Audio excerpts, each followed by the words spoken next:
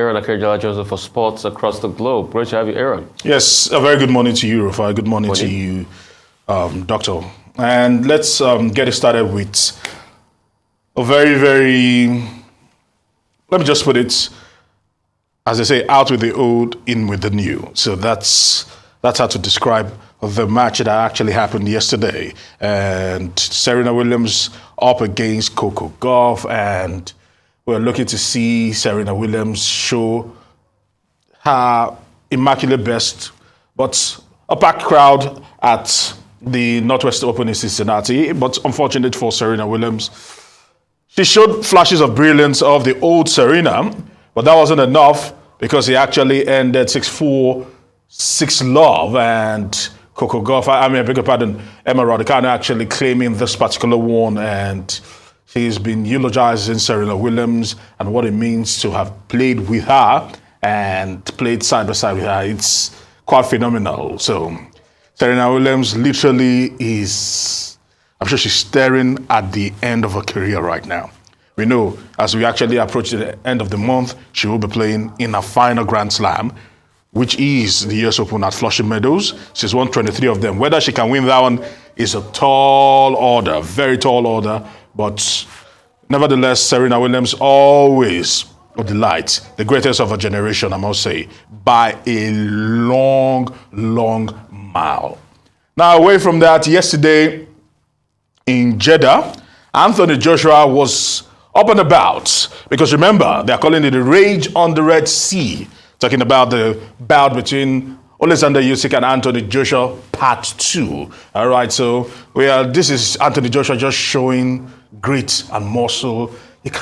He's a specimen of a fighter, and we are hoping he can actually pull it through. Remember, he says it sounds crazy, but I'm not going to lie. My objective was never to hurt him. My aim was to go the full 12 rounds and prove I could box as well as he does. The biggest mistake, some are saying, of his career, to try to go toe-to-toe with Alexander Usyk. With a southpaw. Yeah. With a southpaw boxer. But he's changed coaches, he's changed quite a lot of things, and he's confident that he can go out and do the business. He says he wants to hurt Alexander Usyk. For Usyk, it's quite different. First of all, in his open training session yesterday, if they can actually help us with that one, you could actually see him. He was, first of all, he just wanted to thrill the crowd, first showing his reflexes and how he could actually, if they can actually help us with the next one, how he could actually juggle as many coins as he can, just showing how fast he is without his left hand. Of course, you can see what he actually did there. And then he went around showing his down step, showing that he is more relaxed than Anthony Joshua, because he knows he has nothing to lose. This is a man that moved from the cruiserweight into the heavyweight division. People criticize that, but some are saying that he's added a lot of muscle to himself. Would that be a setback? Is left to be seen. We know that both of them are going toe-to-toe again, sometime on Sunday, almost, I think, 12:45, almost 1 o'clock, because of the undercards that will be fighting before them. And he has actually spoken about the soldiers back in Ukraine, that he is fighting for them. They are rooting for him, and they want him to bring this one in. As a matter of fact, he decided that he was going to buy the rights for everyone in Ukraine to watch free of charge. And the organizers in Saudi Arabia say, you don't even need to do that. We can do you one better. We'll give it to you free of charge. Just give it to our guys, let them watch it, and maybe draw inspiration from your fight to help fight Vladimir Putin. So, as it stands right now, a lot is still expected, and let's see what happens. Let's see what happens. Okay, talking about fighters, now let's move away to an ex-fighter. He knows what it is like to be in this particular arena. Mike Tyson yesterday in Miami, at the Miami airport, was spotted on a wheelchair. He's been moving around with that particular cane for months right now. But it was shocking that he was looking frail. He was looking pale on a wheelchair. He's just 54. What's wrong with him? No one knows. No, but this was the same Mike Tyson a couple of months ago that boxed the man in the plane. True. No one knows. That's the point. No one knows what is wrong with him. But he's beginning to show, 56, I beg your pardon, he's beginning to show that age is actually catching up with him. At 56? Shocking, I must say. Okay, so I just had to put it there. Okay, and injuries also sets Coco Gauff back. Let me just put that one in. She might be a huge doubt for the U.S. Open. We know that she's one of the rising stars in the world of tennis. So let's see what actually happens. It was quite disappointing for her because she felt she could have done very, very well. Before I come to you guys quickly, let's talk about Qatar. The World Cup in Qatar right now, the Lusail Stadium that will be used for the finals at the moment is being certified to be one of the most sustainable stadiums in the world. And right now they are pouring encomiums on that particular stadium in Qatar, and with the hope that things would actually, with the hope that the stadium will witness one of the greatest finals we've seen in our generation. But we'll have to wait and see about that.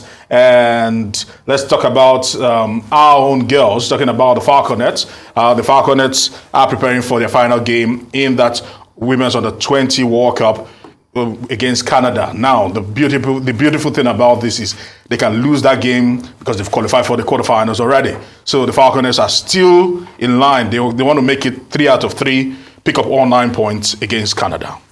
All right. A lot has to be said this morning, but we wish Anthony Joshua all the best. I know Usyk might get the rights, for his people to watch in Ukraine. But as far as I'm concerned, I'm a Nigerian. And Anthony Olasheni Joshua is our brother from Shagamu. And in this bout, is the one we are supporting, my fellow Nigerian. He too is fighting for us as Nigerians. He's fighting for over 200 million Nigerians. We empathize with the Ukrainians, but for me, I want Anthony Joshua to beat Usyk and bring the glory back to Nigeria. We hope so. Because Nigeria deserves the glory, and we pray and we know he will do it. We hope so. Whatever the stumbling block might be, he will go there, he will conquer. And these words are prophetic, like the Nigerian that I am. And I want my country to do well every time. All right. So that's my take about that. Okay. Secondly, moving forward, so I'm also excited about the Falconettes going out there to show them the Nigerian spirit. Yes, they what are. Nigeria is made of. Yes, they are. Beat 2 teams on the bounce, beat France, beat Korea.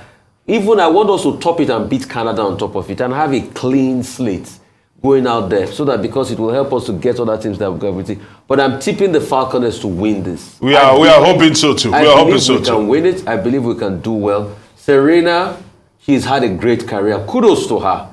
Even if she pulls out and she retires now, Serena is a champion. She's a legend. It's unheard of that she has a 37-year-old will be playing at this high. Yes. At the highest level. Yes. Talking of someone 40. Just it's unheard I don't know of. what she and the likes of Federer drink. We're proud of them. And we're proud of what they have achieved, and they can only continue to do well. So kudos to all of these great people. And for Qatar, the stadium, I just reminded me of Korea, Japan 2002. You remember how they talked about Yokohama Stadium? Yeah, back in the day. That when it rained, it would trap water, and the waters were used for the stadium to water the pitch, flush toilets and the likes. I'm happy. But me too, I look forward to the day when we are going to have world-class stadiums like that in Nigeria. We're going to host tournaments. Correct me if I'm wrong, Aaron. The last time we hosted an internationally recognized tournament, like the FIFA tournament, if my memory serves, was Nigeria 99. We held a Junior World Cup in 2009. Okay, 2009. Yeah, when Neymar and the likes. Neymar and all of that came. That was the last. Nigeria 99 was prominent in my memory. Yeah, very prominent, yes. But even 2009 is about 10 years ago. I want us to be hosting them every time. And that's why I support the bid to host the Nations Cup that we're pushing for very soon. So that when we host tournaments, the glory too will come to Nigeria. Glory to Nigeria. All right. Yes, Qatar 2022 World Cup. Yeah. Okay. Yeah. When we have Qatar 2022, November, December, the EPL, you guys will have to take a break. Yeah. It's a must. From it's the Premier League. Must. But the fear is that this year's World Cup is likely to be the most boring ever. I don't know whether you agree, because the Qatari authorities are saying you can't come with girlfriends. You can't take girlfriends into your rooms. The LGBTQ plus community is banned, and you cannot even have a drink Just come play your football and leave. No, on the basis of this, they've tried to mitigate against some of this. They now say you can have a drink. No, you can. No, in specified areas. So in fan zones across the city of Doha and the rest of them. But on the basis of all of these restrictions, people are saying that this particular World Cup will raise issues about human rights. Yes, without a doubt. It may well be a very boring.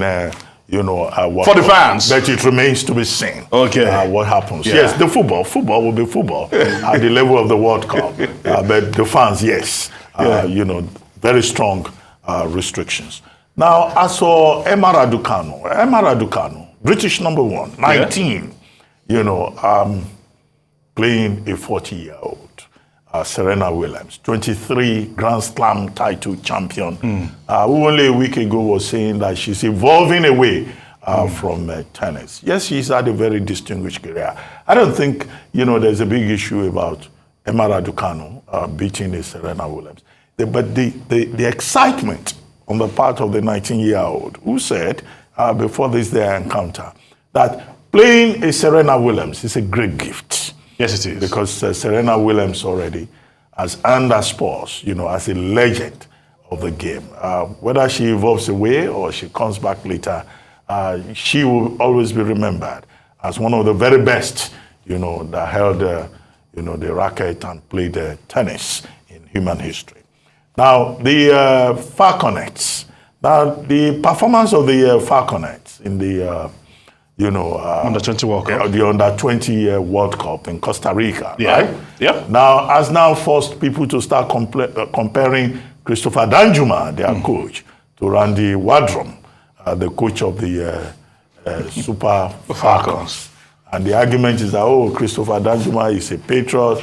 He provides very strong justification for using local coaches as opposed to a foreign coach. But what is important is that twice the Falconettes, they reached the finals of the Under-20 World Cup. We're hoping that this time around, they will be able to go a step further and bring home the World Cup at that category. Now, let me just mention this concerning Christopher Danjuma. The point is, he's been around the block for a while. Yeah. He was alongside Edwin Okon, and they went together as coaches to the World Cup, but this time around the Senior World Cup, not the Under-20 World Cup. So he knows the terrain because he's been around the block, coached, assisted at different levels, both for club sides and for national team. But the thing being said for him is that he's not a foreigner.